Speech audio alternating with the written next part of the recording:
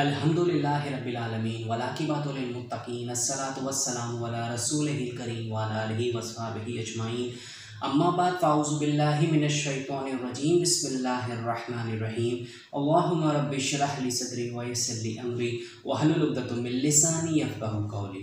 मोअज़्ज़िज़ ख़वातीन व हज़रात, अस्सलामु अलैकुम व रहमतुल्लाहि व बरकातुहू। मैं हूँ आपका होस्ट एमएस अंसारी और आप देख रहे हैं हमारा यूट्यूब चैनल दी अंसारियत। ख़वातीन हज़रात, आज की जो हम इस वीडियो में बात करने वाले हैं वो है कि मकरूहात नमाज, यानी कि कौन सी ऐसे हरकत होती हैं, कौन सी ऐसी चीज़ें होती हैं जिससे जो है हमारी नमाज मकरूह हो जाती है। इससे पहले जो मैंने वीडियो अपलोड की थी उसका उन्वान था कि मुफ़सिदात नमाज, के नमाज में कौन कौन सी हरकतें होती हैं जिसकी वजह से आपकी नमाज में जो है वो ख़राब हो जाती है या नमाज टूट जाती है आपकी। तो इस वीडियो में जो हम बात करेंगे वो मकरूहात नमाज के हवाले से बात करेंगे।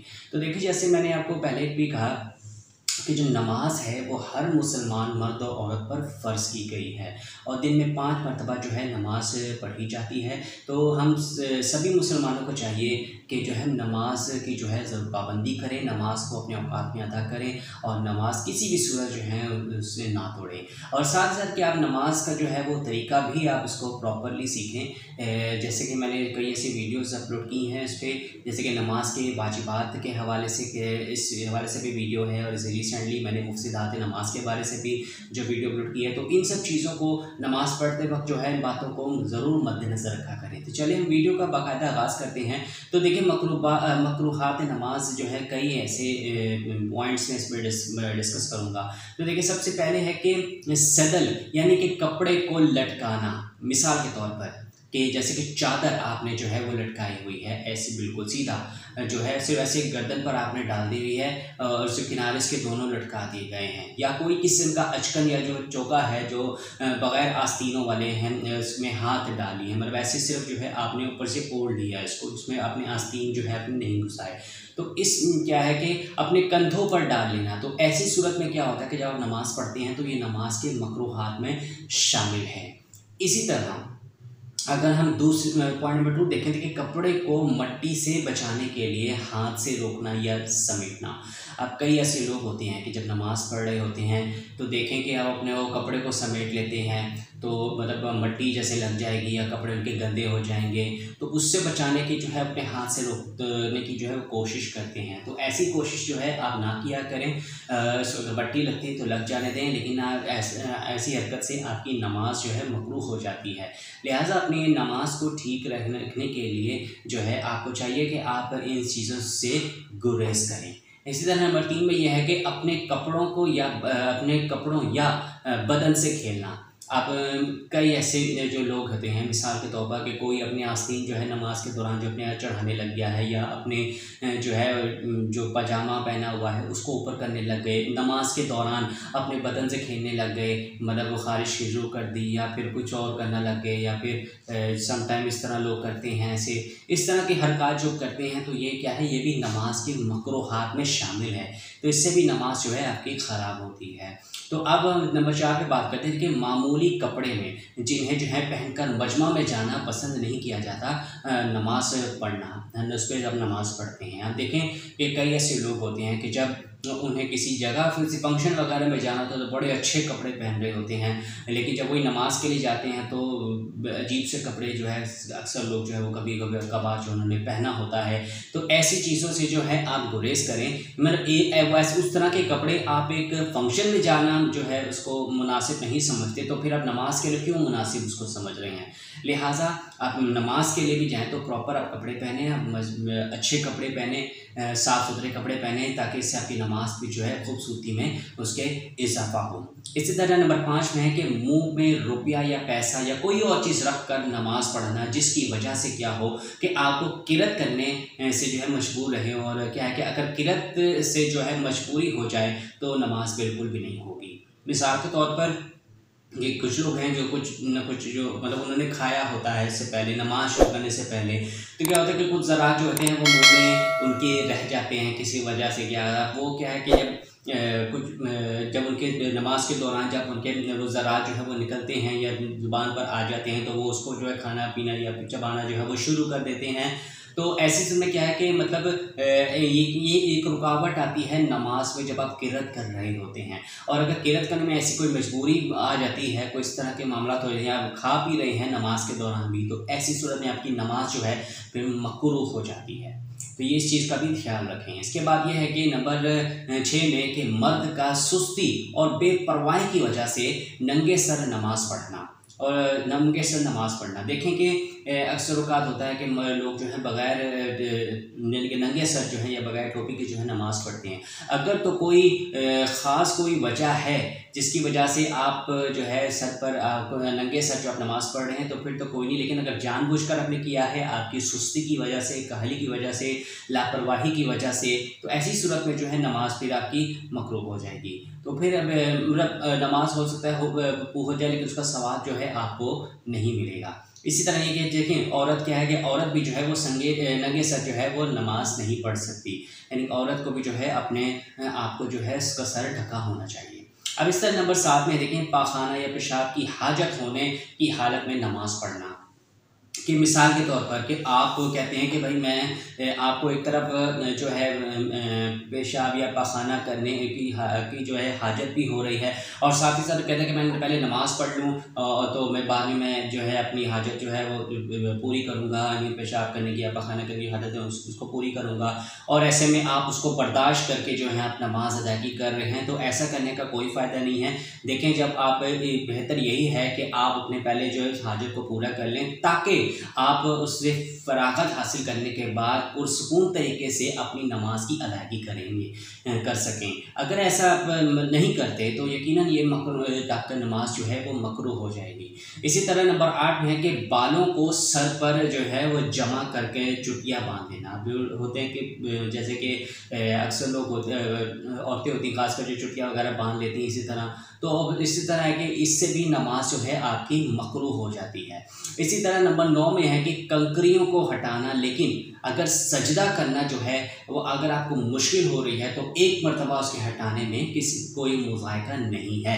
आप किसी ऐसी जगह पर नमाज़ पढ़ें जहाँ पे कंकरियाँ वगैरह हों और आप जो है उसको हाथ से हटाते हैं, मतलब हाथ से मत हटाएं। हाँ, देखें कि अगर आपको सजदे वाली जगह में ऐसे कोई चुभन महसूस हो रही है जब सजदा करते हुए, हो सकता है कोई नुकीले कंकर हो जो आपको माथे पर चुभ रहे हों, जो आपके लिए परेशानी हो रही हो सजदा करने में, तो ऐसी सूरत में सिर्फ एक दफ़ा जो है इसको हटाने में हटा सकते हैं, उसमें किसी किस्म का कोई ऐसा मुज़ायका नहीं है। लेकिन बार बार इसको ऐसा करना जो है ये इससे नमाज मकरूह हो जाएगी। इसी तरह नंबर 10 में है कि उंगलियां चटकाना, कि एक हाथ की उंगलियां दूसरे हाथ में की उंगलियों में डालना, तो इससे भी क्या है कि ये भी आपके नमाज के मकरूह हो जाने की एक अलामत होती है। इसी तरह नंबर 11 में है कि कमर या कोक या कूल्हे पर जो है वो हाथ रखना। अब ये भी जो है क्या है कि आपने अपने हाथ को जो है कमर पे रख लिया या कूल्हे में रख लिया, जो रख लेते हैं, तो ऐसी सूरत में क्या है कि ये भी नमाज के मकरूहात में शामिल है। ख़वातीन हज़रात, इसी तरह ये है कि देखें किबले की तरफ से मुंह फेर कर या सिर्फ कह लें कि निगाह जो है वो इधर से उधर करना, इधर से उधर देखना नमाज के दौरान, तो ये मकरूहात नमाज में शामिल है। अब अक्सर लोग होते हैं कि जिनको नमाज जो है प्रॉपर पढ़नी नहीं आती, तो उन्हें चाहिए कि सबसे पहले नमाज की अदायगी को सीखें। लेकिन ऐसा है कि नमाज को जो है आप पूरे फोकस हुजू के साथ जो है उसको अदा करें और इधर उधर देखने से गुरेज करें, वरना आपकी जो नमाज है वो मकरूह हो जाएगी। इसी तरह नंबर 13 में है कि देखें कि कुत्ते की तरह बैठना, यानी कि रानें खड़ी करके बैठना और रानों को पेट से और घुटनों को सीने से जो है मिला लेना, हाथों को ज़मीन पर रख लेना, मतलब कि पूरा जो है ऐसे ये सारा जो है ज़मीन से टच हो रहा हो, फिर आपके जो रान हैं वो आपके पेट के साथ लग रहा हो, तो इस तरह जो है सजदा करना, इससे क्या है कि नमाज आपकी मकरूह हो जाती है। लिहाजा इस सजदे को जो है मुकम्मल तौर पर करें कि हाँ आपकी सिर्फ हथेली जो है वो ज़मीन के साथ टच हो और जो आपके रान है और जो है वो आपके पेट से जो है वो टच नहीं होना चाहिए। जैसे कि इसमें सीधी सी मिसाल दे दी गई कि मतलब कुत्ते की तरह जिस तरह एक कुत्ते जिस तरह बैठते हैं उस तरीके से जो है मत बैठे नमाज में, तो इस चीज़ का भी ख्याल रखें, ये भी नमाज में मकरूह होने की वजह बनती है।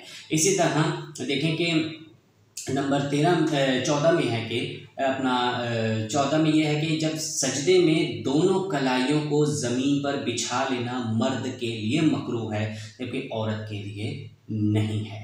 तो इस चीज़ को भी आप ज़हन में रखें कि मर्द हज़रात जो है जब सजदा करेंगे तो अपने के सिर्फ जो है ये हिस्सा जो है आपके ज़मीन पर जो है से टच होना चाहिए, बाकी जो आपके ये हिस्सा है ये आपके उससे ऊपर उठाना चाहिए, ज़मीन के साथ आपने टच नहीं करना। अगर होगा तो ऐसी सूरत में क्या है कि मर्द के लिए मकरूह होता है, लेकिन औरत के लिए जो है ये मकरूह नहीं है। इसी तरह 15 में है कि किसी ऐसे आदमी की तरफ नमाज पढ़ना जो नमाजी की तरफ से जो है मुंह किए हुए बैठा हुआ हो। अब देखें कि जब आप मस्जिद में बैठे होते हैं, अगर आपको पता भी है कि एक बंदा जो है आपके मुखालिफ सिमत में जो है बैठा हुआ है आपकी तरफ फेस करके, तो आप उसकी तरफ जो है मुंह करके आप नमाज अगर आप पढ़ने लग जाते हैं तो वैसे नमाज इस तरह से मकरूह हो जाती है। तो इस चीज़ का ख्याल रखें कि आप देखें कि या तो कि ऐसी जगह पर नमाज़ पढ़ें जहाँ पे आपके आगे कोई या तो दीवार हो या फिर कोई आपके बैठा ना हो, अगर बैठा भी हो तो आपकी तरफ पीठ किए हुए हो, ना कि आपकी तरफ जो है वो फेस किए हुए, आपको चेहरा किए हुए। तो इस चीज़ का आपको ख्याल रखना बेहद ज़रूरी है। इसके अलावा नंबर 16 में कि हाथ या सर के इशारे से सलाम का जवाब देना। अब कोई बंदा आता है, ये मैंने पिछली वीडियो में भी डिस्कस किया था कि ये मुफ्सिदात नमाज में से, इस तरह से मैं बता रहा हूँ कि हाथ या सर के इशारे से जो है वो सलाम का जवाब देना जो है ये नमाज के मकरूह हो जाने की अलामत होती है। लिहाजा पहले ये कि आप अपनी नमाज को मुकम्मल कर लें, उसके बाद जिसने आपको सलाम किया फिर आप उससे मिले, इसका जवाब दें। इसी तरह नंबर 17 में है कि बिला उज़र 4 जानों जो है आधी पाती मार कर बैठ जाना, तो ये भी जो है एक उसके मकरूहात में शामिल है। नंबर 18 में है कि कसदन जमाई लेना या रोक सकने की हालत में ना रोकना। अब ऐसा होता है कि कई लोग आते हैं जो काफ़ी अरसे बाद, जो जिनको कहते हैं कि काफ़ी अरसे बाद नमाज़ पढ़ने के लिए हम जो नमाज़ पढ़ते हैं तो उनको नींद की हालत हमेशा जो है वो गलबा रहती है। बाकी काम तो उनके ठीक होते हैं लेकिन नमाज़ पढ़ते तो उनको नींद की हालत गलबा रहती है। अब ऐसे में क्या कि वो नमाज़ भी पढ़ रहे होते हैं, साथ उनको जमाइयाँ भी आ रही होती हैं। अब अगर ऐसी हालत में अगर तो आप इसको कंट्रोल कर सकते हैं तो आपको इसको ज़रूर उसको जो है वो कंट्रोल करना चाहिए। हाँ, अगर कसदन तौर पर जो है आपसे मतलब ऐसे जमाई आ गई जो आपने जानबूझ के जो आपको याद ना रही हो उसको रोकना, तो जमाई आ गए तो फिर तो कोई नहीं, लेकिन अगर इसको आप रोकने की सकते हो लेकिन आप रोक ना रहे हो तो ऐसी सूरत में नमाज के जो क्या है मकरूह हो जाती है। इसी तरह नंबर 19 में है कि आँखों को बंद करना, लेकिन अगर नमाज में दिल लगने के लिए बंद करे तो वो मकरूह नहीं है। अव्वल तो आपकी कोशिश होनी चाहिए कि जब आप नमाज के लिए खड़े हैं तो आपकी निगाहें जो हैं सजदे वाली जगह पर होनी चाहिए।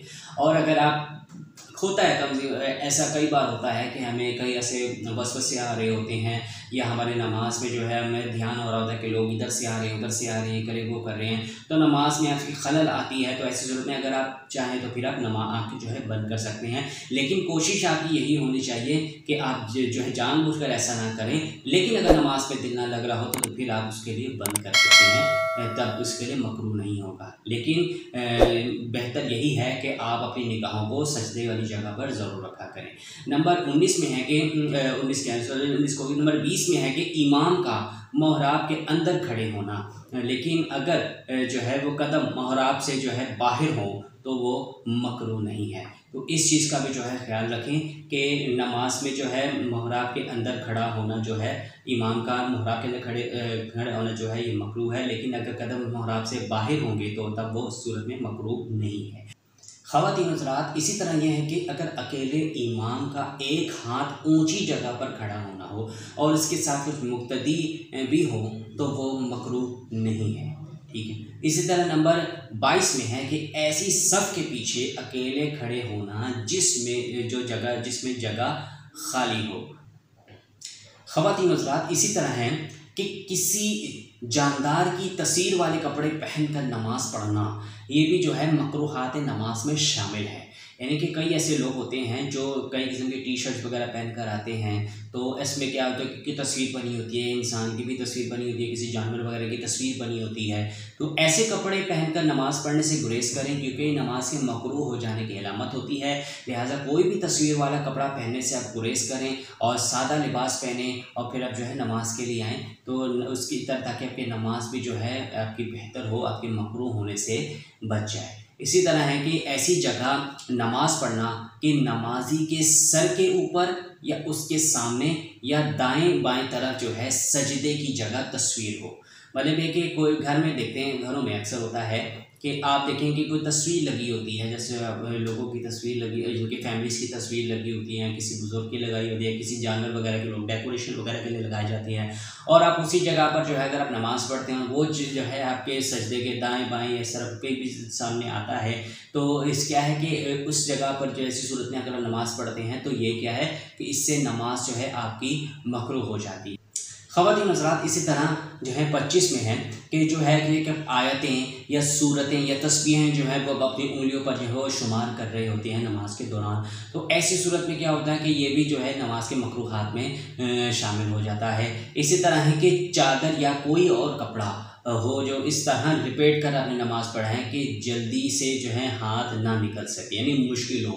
अब जैसे कि आपने कोई चादर ली हुई है, कोई आपने उसको ऐसे लिपेट दिया है कि आप उसको अल्लाह अकबर के लिए जब आप नमाज शुरू करते इस टाइम आपके लिए हाथ निकलना मुश्किल हो, या फिर आप सजदा करने के दौरान जो है आपको हाथ बाहर निकालने में जो दुश्वारी पेश आए, तो ऐसे कपड़े या कोई चादर वगैरह में जब अपने कपड़े जो है नमाज़ पढ़ते हैं तो इस सूरत में आपको मुश्किलात पेश आती हैं। तो इससे क्या है कि आपकी नमाज जो है वो मकरूह होने के चांसेस हैं। लिहाजा इससे इस तरह के कपड़े पहने जिसमें आपको नमाज़ पढ़ने उसकी हरकत करने में जो है आपको आसानी हो, रुकू सजदा या कादे में जो बैठे हैं आपको जो है ज़्यादा कोई इस तरह की कोई तकलीफ या प्रॉब्लम ना हो।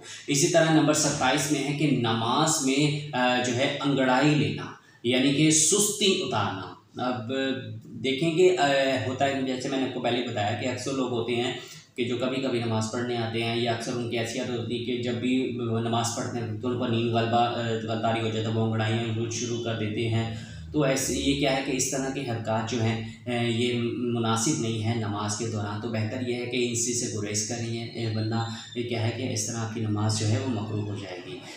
इसी तरह नंबर 28 में है कि इमामा के पेज पर जो है वो सजदा करना, और नंबर 29 में ये है कि सुन्नत के ख़िलाफ़ जो है वो नमाज में कोई काम करना। ये सब क्या है कि नमाज के मकरूहात में शामिल है।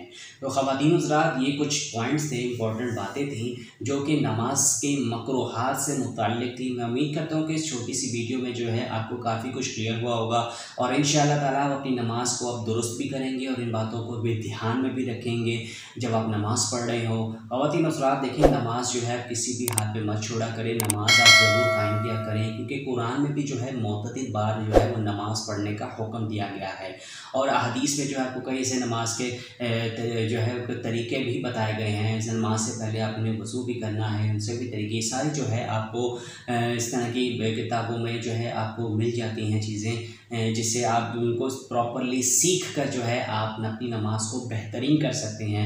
इसके अलावा आप इन वीडियोस को भी जो है देखकर आप अपनी नमाज को जो है वो दुरुस्ती कर सकते हैं। तो मैं उम्मीद करता हूँ कि आपको इससे काफ़ी कुछ क्लियर हुआ होगा, और इंशाल्लाह आप इस पर आइंदा अमल भी करेंगे। बाकी इस हवाले से आपकी अपनी खुद की क्या राय है हमें कमेंट सेक्शन में ज़रूर बताइएगा, और अगर आपको हमारी आज की वीडियो पसंद आए तो उसको ज़रूर लाइक कीजिएगा, अपने दोस्तों के साथ शेयर करना बिल्कुल भी मत भूलिएगा, और कमेंट सेक्शन में अपनी राय का इज़हार ज़रूर कीजिएगा, और हमें बताएगा कि आपको हमारी वीडियो कैसी लगी। इसके अलावा मज़ीद अच्छे और कई ऐसे डिफरेंट इस्लामिक और हदीस की वीडियोस देखने के लिए हमारे चैनल पर विजिट करके वहाँ पे कई ऐसे वीडियोस देख कर फ़ायदा हासिल कर सकते हैं।